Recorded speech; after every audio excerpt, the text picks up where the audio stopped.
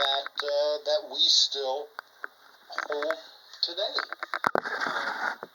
So there are probably just as many examples. Well, okay, most, and this will probably ruffle some people's feathers, but probably most of our major religions have come about because of interactions from mimics who have come to us in the form of various religious figures.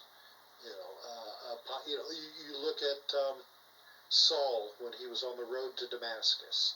And, he was going to persecute the Christians, but instead he found himself struck down and rendered blind, and he saw Jesus, who by that point was dead. Who told him, Saul, why are you persecuting, me and everyone else? The examples of the appearances of the Blessed Virgin Mary at various locations. Absolutely. Those types of encounters fall right into line with the mimics. So I think it's a matter of a person's interpretation of this phenomena on what on what is going on. But I would say that probably the majority of the world's religions have probably come about from human mimic interactions. And I wonder too. I mean, you could think the worst case scenario about them. Could it be they're just plain curious, or were they us at one time? Well, like we discuss in the book, I mean, we could be dealing with a number of different types of entities, right? Absolutely. So, I mean, and just like with humans, I mean, you've got good humans, you've got kind and loving humans, and you've got people who aren't so nice. So why should we be the only ones, who are like this? In Islam, they believe in the jinn, and the jinn were created by God before us. But rather, and people tend to look at them as being like spirits, raised from the wind, so to speak. But they, according to Islam, they have families.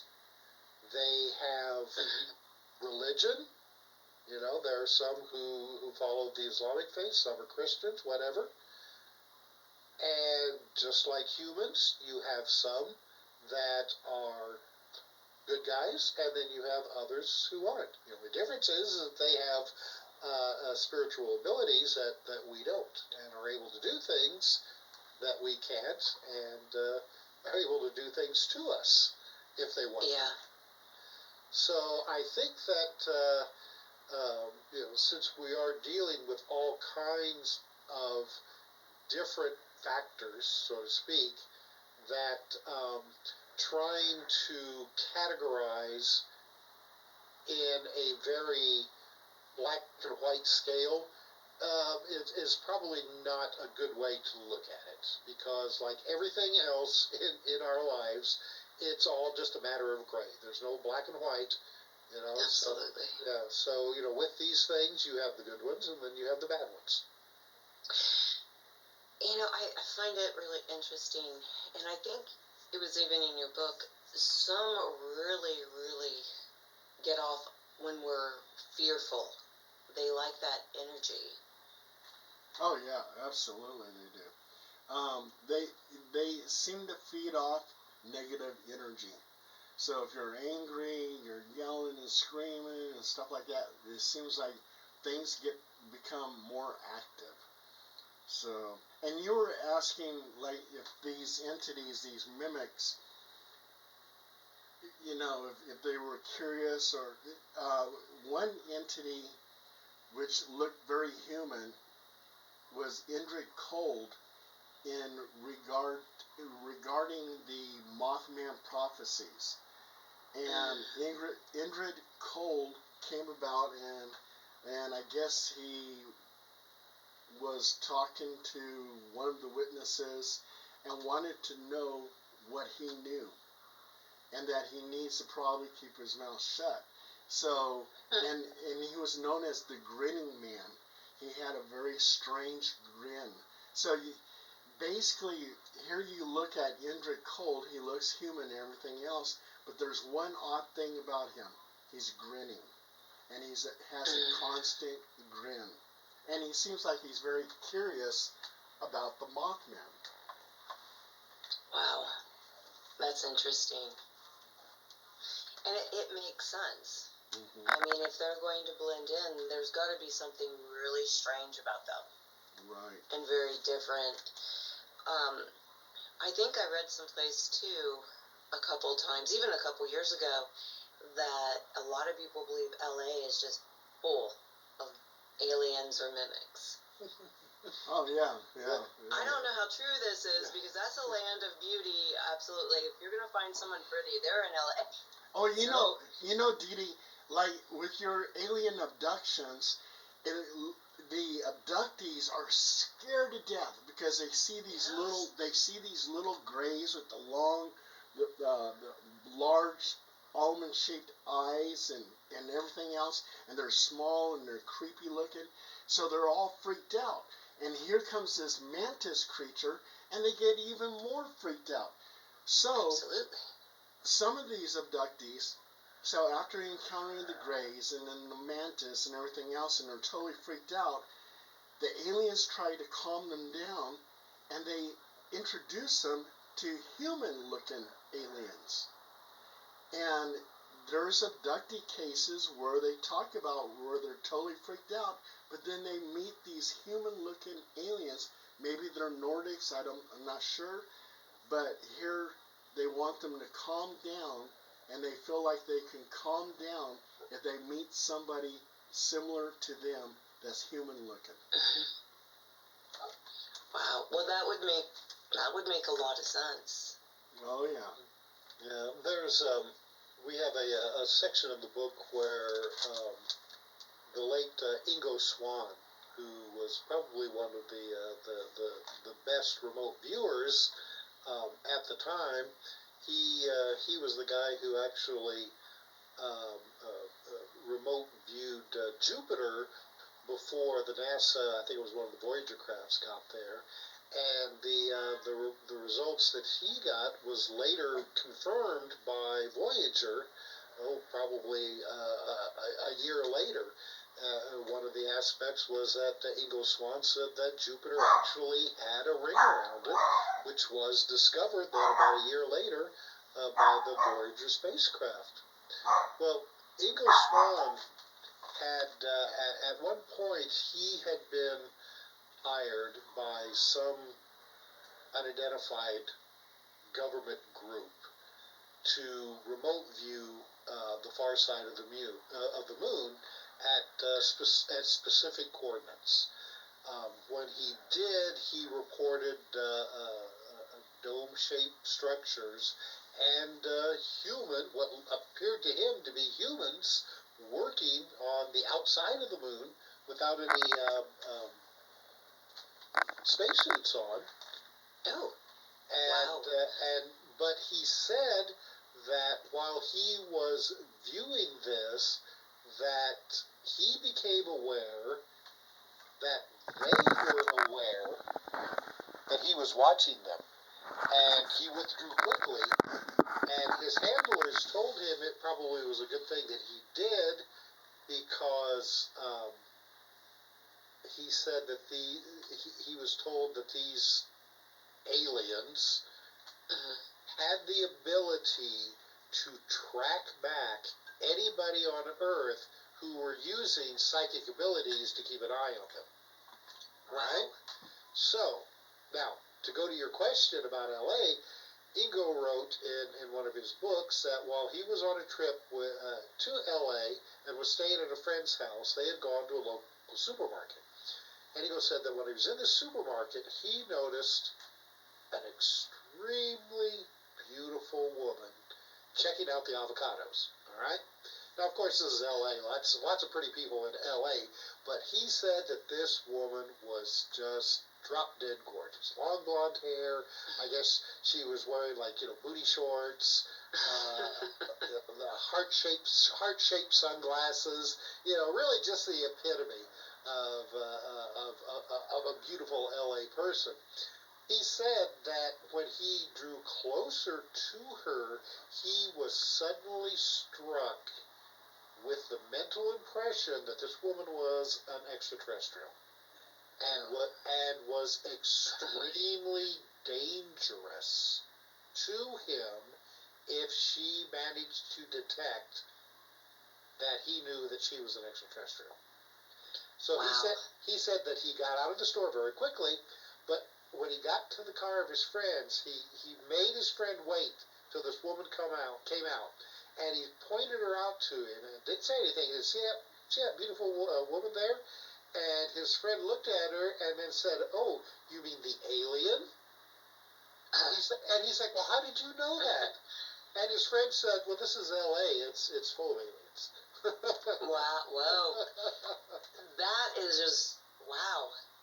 Just walking around and nobody notices. Yeah, except for a few people. In LA, they say that they see reptilians living in the sewer system. Oh no, those creep me out. Yeah. Oh. Wow, I've not heard good things about reptilians at all. No. But in Tim's book, he also too they have information about tulpas. And one of the tulpa stories that I really like is the author Walter B. Gibson, and he wrote The Shadow. And people who came to his house, family members and friends, they would see an entity with a fedora, black hat, a red scarf around his mouth, and a long nose, and like a black outfit on. And they would see this entity walking around Walter's house. And when Walter learned about it, he says, "Well, that's the character that I'm creating. It's called the Shadow." And what is happening is Walter was thinking of his character so much that the energy came out of his mind and manifested, and where other people could see it. And that's even happened like with Slender Man, which is also too in Tim's book. Slender Man is an internet creation, but people believe in it so much, and so many people they think it's real, that people are actually now experiencing seeing Slender Man. Wow. Yeah. That's creepy. Yeah, it sure is. And there's actually on internet forums, say like on Reddit, where people are actually working to create their own tulpas. Now, most of these situations their tulpas are basically created. They don't take on like a physical form. It's all like a mental tulpas, as they call it, almost like a split personality type of situation. But this is just really the first step towards creating a physical tulpa if a person is trained well enough to be able to do that. And the ability to create a physical tulpa really does, you're talking about some really major mental exercises going on here that most people really don't have the wherewithal to accomplish something like that. However, as Paul pointed out, with something like the Slender Man, when you have a large group of people across the planet all concentrating on the same type of thing, even if they're just working on creating scary stories to tell each other, then that mental energy at times can coalesce and become reality, even if it's just for a short period of time.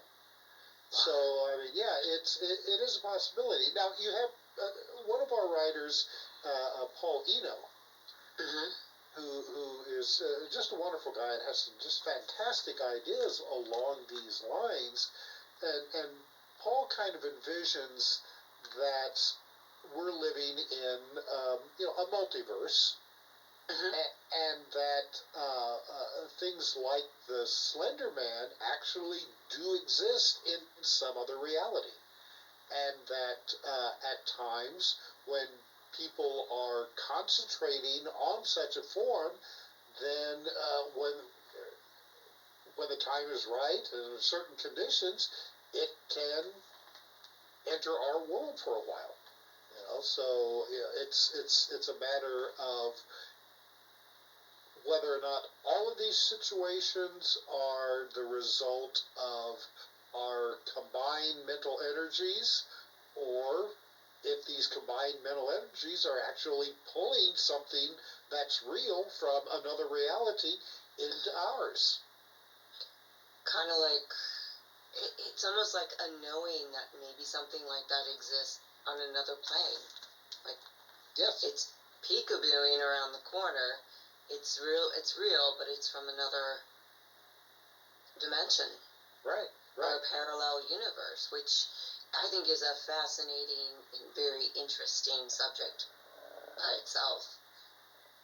Oh, yeah. Well, I mean, and some of the examples that we write in this book, go along that line. That, some aspect of the others are some kind of, other reality intrusions into our own, whether deliberate or accidental, because it does seem like some of these things do have the ability to enter our world for a short period of time, do whatever, funny business that they're here to do and go back. Other situations seem to be almost either accidental or maybe a situation where they're not even aware that they have left their world and gone into ours. Because we've seen similar examples of people who have gone out for a stroll, so to speak, and suddenly found themselves someplace that they're not familiar with. Seems to be maybe either like another time and another place, and then just as quickly return back to their own reality. So I mean, this could be something that's happening all the time, not only in this world but in others. Yeah, and I wonder how many people have that happen, but don't know it. Or they have it happen and they don't want to say anything to anybody for fear that people think they've lost their mind. Well, a lot of paranormal people that experience something paranormal, they are so scared to tell the story. And I get a lot of calls on the paranormal hotline, and they said, I'll tell you the story, but please leave my name out of it. Because they don't want to be dubbed as a crazy person, but like I said, Tim, he really covered there's so many entities that you're going to read about in this book, and Tim, I think he's got them all covered. It's amazing. And one of the things is one of my stories that he placed in there. I had a case with a lady named Gihanna, and she actually encountered the black-eyed kids, and she lives in downtown Sacramento, and she said that these two kids, little boys, would knock on her door and ask her if they can use her telephone. And they knocked on the door, can I get a glass of water? Can I come in and get a glass of water? They kept on wanting to come into her house. And she thought they were really creepy because she said that their eyes seemed like they were all black. But they kept on putting their heads down so she couldn't really see. But from what she could see, it seemed like their eyes were black. And there was one incident that she had where she wanted to get away from them because they just knocked on the door. She gets in her car and she goes down the road. And 10 miles up the road, she just saw them at her house, but 10 miles up the road, there they are again. And they're looking at her car. And they're standing by a telephone pole. Oh, and my. it's just no way that they could have traveled 10 miles on foot and beat her car to that location. So eventually they left. She didn't have that problem anymore. And she had me bless her house and all that other stuff. But then this family moves in about a month later.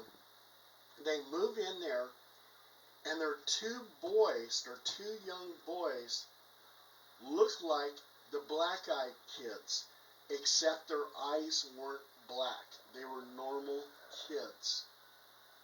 And there's no explanation for that. It's like, Gihanna, I don't know why you were experiencing the black-eyed kids who now look like your neighbor's kids.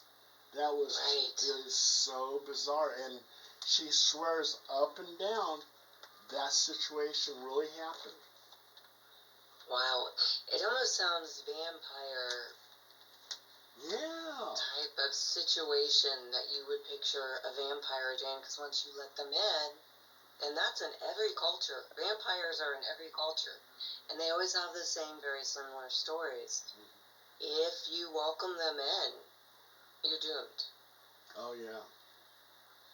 Yeah, it's a perfect example of how these things are playing the same games with us that they played thousands of years ago. Exactly. As you pointed out, it used to be the belief that a vampire could not come into your house unless you invited them in, and the vampire would another way that they would do it. This kind of goes back to something we were talking about earlier in this program. Would stand outside your bedroom window and call your name at night. Yep. And if you responded, that's good enough for the vampire. If you responded, that's an invitation to come in. But here we are in the 21st century, still talking about things that are asking to be invited in. What's the point of that? What's the supernatural etiquette, I suppose, if you want to look at it. I've often wondered, and I've put this out, but of course, most people who have black-eyed kids experiences don't know about them until afterwards, and then they read that somebody else has had them. But I've pointed out, much like the old vampire stories, that if you knew that a vampire was coming to visit, say, like your daughter every night, and was waiting in the house, all you would have to do is take like a cupful of rice or wheat or something like that and throw it out onto your front porch, because the vampire would then be motivated to count each and every one of those. I love it. And if you have enough, they'll do it, and then the sun will come up, and they'll burn up. So would that work with the black-eyed kids? If they're knocking at your door asking you to be let in, you go and throw a big cupful of rice at their feet. Are they going to stop and start trying to count it? You know, that's a really interesting story too, because there are stories. If you put salt on your doorways to keep the fae out of your house, they're too busy counting the morsels of salt. That's right. And that's interesting, isn't it? Oh, yes, yes, yes. Huh. And that's just one of the things that we want to draw our readers' attention to is how all of these old stories are still playing out today. The names may be different, rather than people thinking that they're dealing with, say the good people, the fairies and things like that, or gods, angels, or demons, extraterrestrials, or whatever. But the same types of games are being played. They just are wearing a different mask now. Yeah, they're updating themselves. Yes, well, and they always update themselves. That's just it. Which leads me to believe that, this is something that we have dealt with since we have been here, So have they developed, evolved right alongside us on this planet? Which, one of the chapters, in the book, a couple of chapters actually, looks into the idea of Bigfoot and wild men. Now, not necessarily falling into the same category of the others. We're not saying that, these, say like the blonde-haired Nordics are just, like shaved Bigfoot. But, just looking into the idea that we're probably not alone on this planet, and there could be other human species, not Homo sapiens, but kissing cousins, that could still be here with us. Hiding at one time, in the deep woods and the mountains, maybe now have moved, underground or undersea if they have a technology similar to our own. It's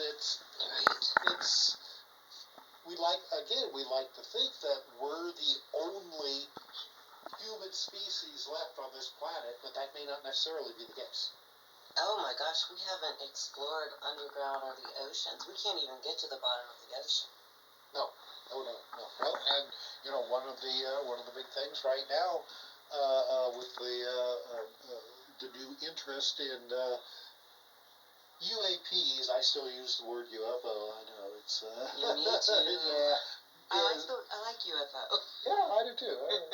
It's what we grew up with. Exactly. But there's a new concentration now on U.S.